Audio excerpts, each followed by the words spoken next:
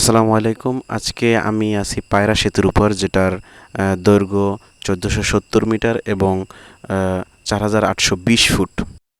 এবং সেতুটি নির্মাণের পর থেকে যে কুয়াকাটা, বরিশাল কুয়াকাটার ভিতরে যে ১১১.৫ কিলোমিটার পথের ভিতরে যে ফেরি পারাপার যে ব্যবস্থা ছিল, ওইটার অবসান ঘটে। তো রাতের পায়রা সেতু যথেষ্ট পরিমাণ সুন্দর এবং মনোমুগ্ধকর।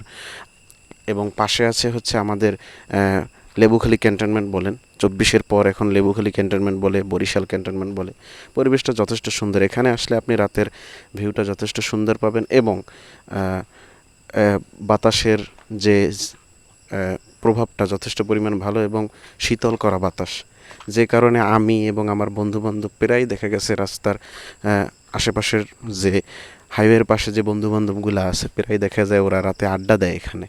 তো মাঝে মধ্যে আমিও আসি। রাতের পরিবেশটা যথেষ্ট সুন্দর এবং মনোমুগ্ধকর। ধন্যবাদ সবাইকে।